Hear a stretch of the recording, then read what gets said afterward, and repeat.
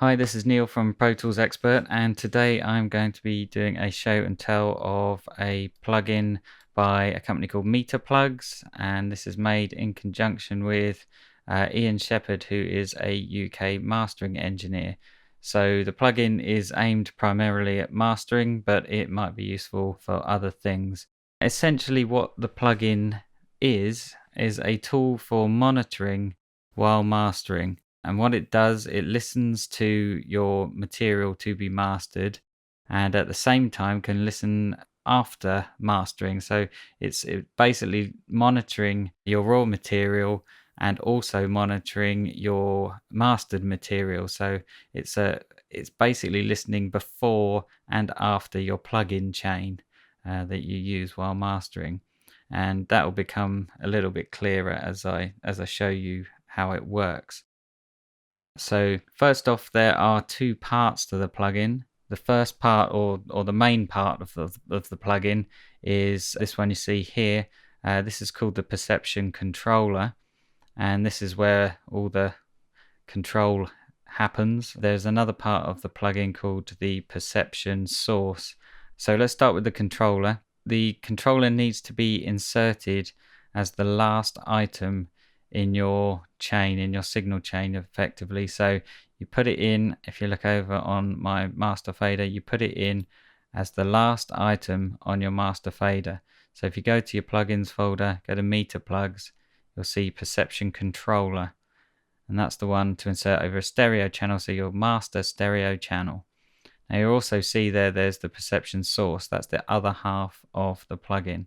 Now, so we have the controller inserted as the last item on our master fader, and you need to insert the perception source as the first item on your source material.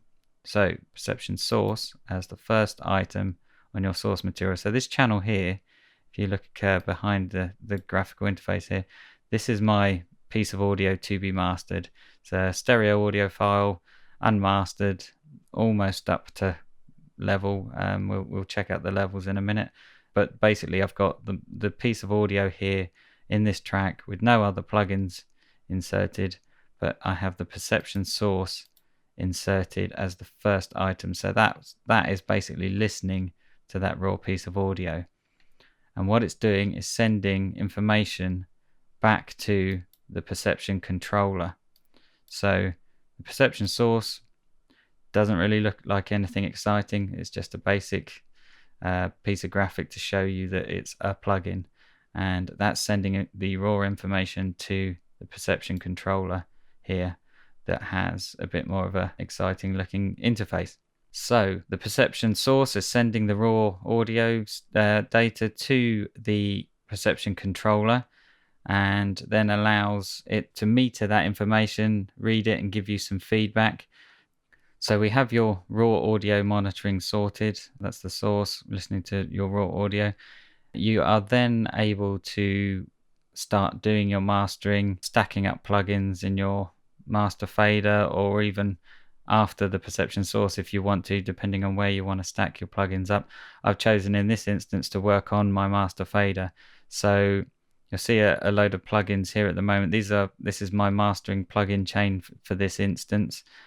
So I've got an EQ, a multi-band compressor, and a maximizer, and then just some metering so that we can see what's going on. To start with, I'm going to remove the perception source and controller, and we're just going to have a quick listen to the audio so that we know what we're working with.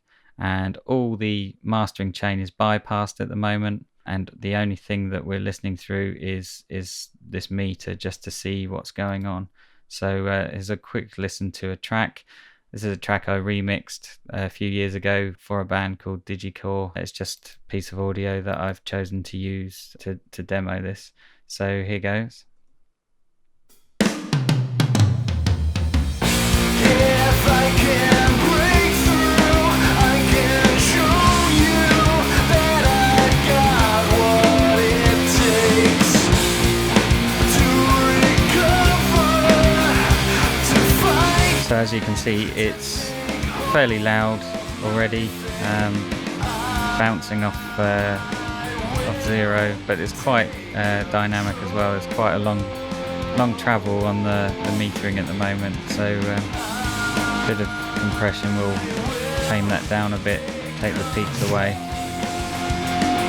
but generally it's quite a dynamic piece, I guess.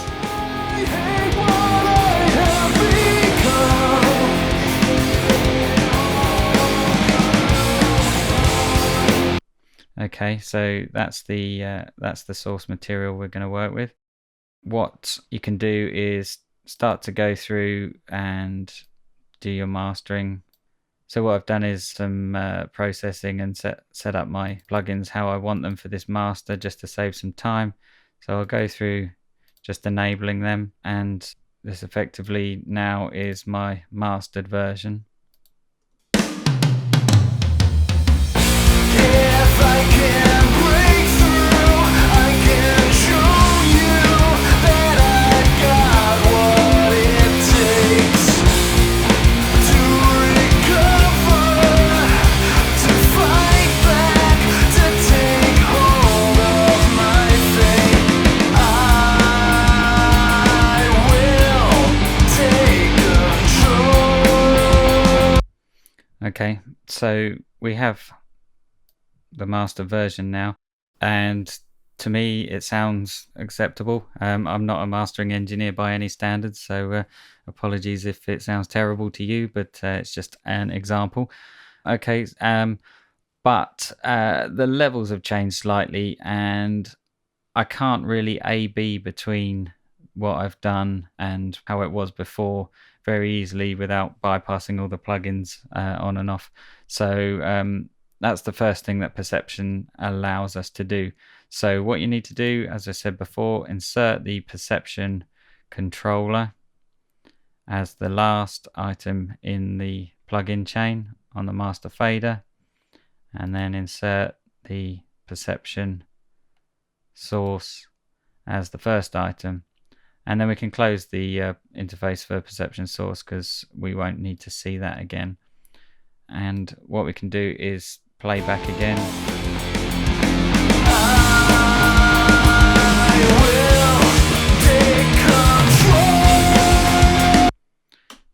So effectively it's not really doing anything to the audio, it's just monitoring, and now we can start working with the audio. So the first thing we can do is balance the audio, and what that'll do is listen to the perception source raw audio and the post-processing audio going to the perception controller and level match them for us so that we can A/B without any problems with difference in level. So let's do that to start with. It's this button here called balance. So we start playing back the material and push the balance button, and you immediately hear the level drop, because effectively what it does is brings the level down a bit of the mastered material and the level up a bit of the raw material to a happy medium. So our monitoring level has gone down a bit. We can bypass the plugin to hear the original level.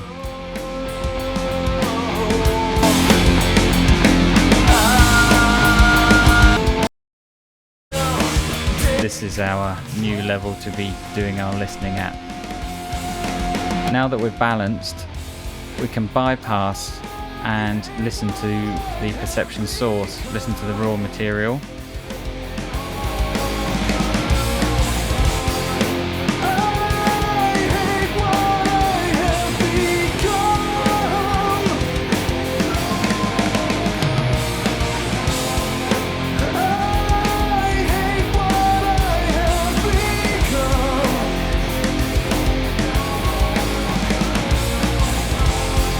Go back to the beginning of the track.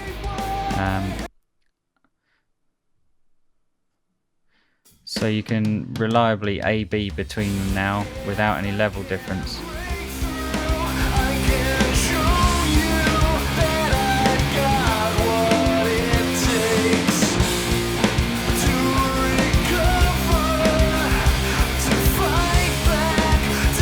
Now hopefully you can hear a bit of a difference.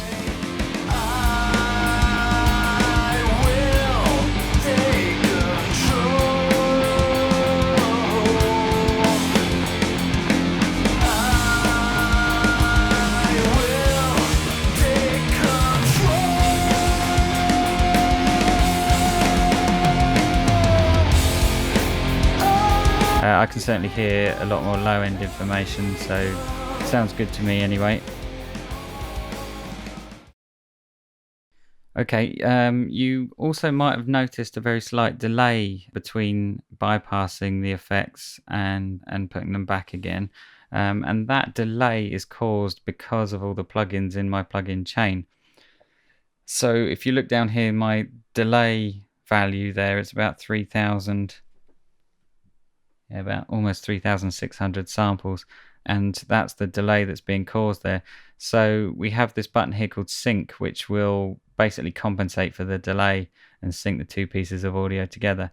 So we can play back again, and you can always hit the balance button again just to make sure that it's balanced, and then you hit the sync button. The audio will drop for a moment while it synchronizes, and then we are in sync. And then you should be able to bypass without any jumps.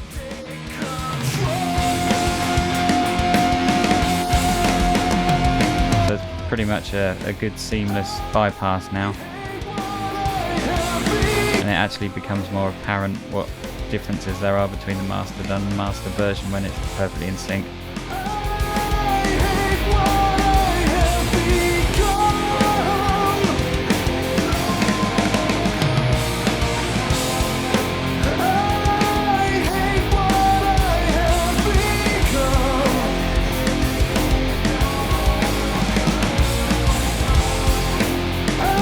Also at the top here you have a loudness difference level, so it's just telling you the difference between the pre-master and post-master version, and that's measured in LUFS, which is the EBUR 128 measurement. So that's the new standard for film, television production.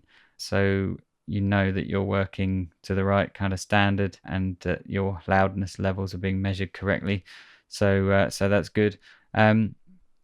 Also, you're able to see the peak to loudness ratio there. So that's basically the dynamic range, the difference in dynamic range before and after the master material. So we play that back again, you can see the difference in dynamic range.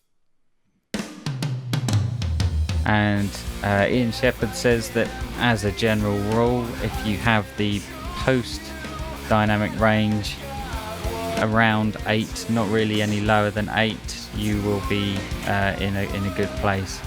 Just so happens to be that my pre-master version is around that level anyway, so according to this my pre-master version had a very good amount of dynamic range. Might be too little for an unmastered version, but it seems quite acceptable anyway for now. So that's another nice little feature there. Also what you can do, you can adjust the source gain level. So if your source material just so happens to be quite quiet, you can actually bump that level up there with this up and down arrow here. So you can also experiment by bumping that up anyway. It's a bit like clip gain in Pro Tools. It allows you to bump that up a bit, and therefore it'll be pushing the front end of your plugins a bit harder, so you'll be mixing into the plugins a bit hotter. So that might be something that you want to try as well. There are also slots for saving presets of the source gain level, so that you can bounce between them and maybe experiment with different levels. So you just hit the snapshot you want and then hit the store button.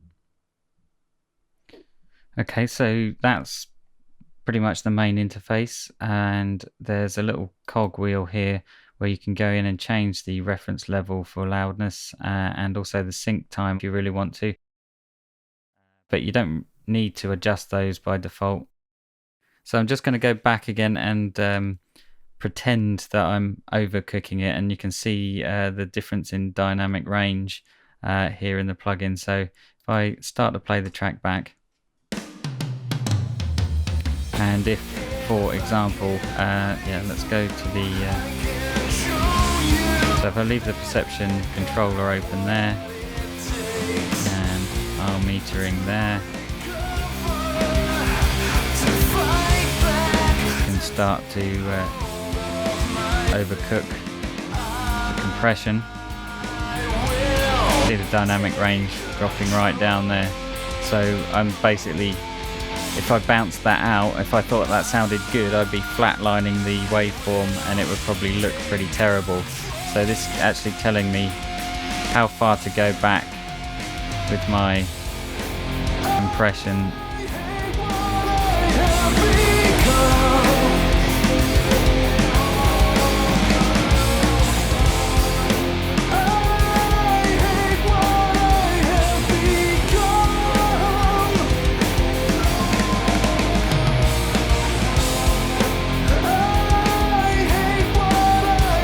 So if I pulled that back to the point where the post dynamic range is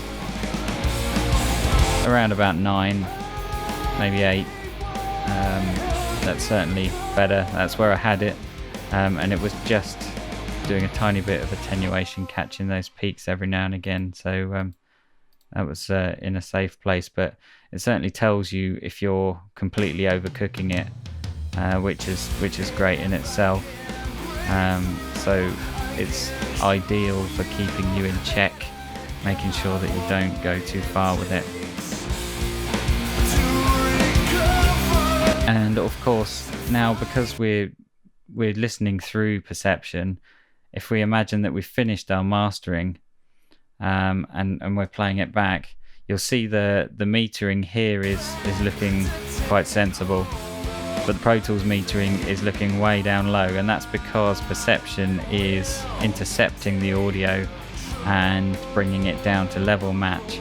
So you'll see my metering is before perception, so that I can meter from this metering plugin rather than metering in Pro Tools, because Pro Tools listens after the last plugin in the chain. So I don't want to trust Pro Tools' metering anymore. And now if I bypass perception, as if I finished doing my mastering and I'm about to bounce it out, you'll hear the level go way up. So I can bypass it, and there we go, it's showing the actual level. So I can take perception away, and that's my mastered piece of audio, and I can take the controller, the source out as well, and bounce that out, and that should be my finished master. So all in all, after playing with it for quite a while, I'm not sure I can actually do without it now, which is a good thing in itself. It's the sort of thing that you don't realise how good it is until you've got it, or you didn't know you needed it till you actually had it. So hats off to MeterPlugs in Ian Shepherd for making something that I never knew I needed.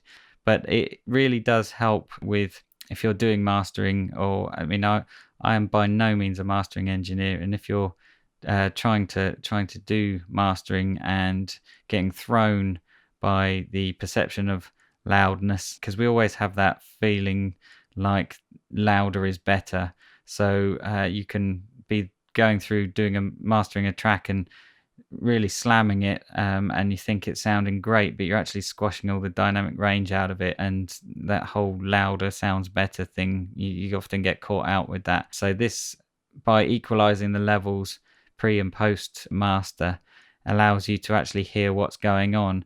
And a few times when I've been using it, I've been happily adjusting things away and thinking it sounds great, and then put perception across it and realized how badly I've overcooked it and how I've squashed the life out of the track. This really does help with that, and stops you going too far, which I think is, it makes it an ideal tool for anybody doing mastering, whether you're just getting into it or whether you're a seasoned pro. So if you're doing mastering or thinking about it, I think it's the tool that anyone should have in their plugin toolbox. So that's it. I hope you found that useful, and as I say, it's a must-have plugin for me now, and I think it probably will be for you too. So try it out and let us know what you think. Let Ian know what you think. Check out Ian's website as well. It's full of great information about mastering, and hope to see you again soon. Thanks for watching.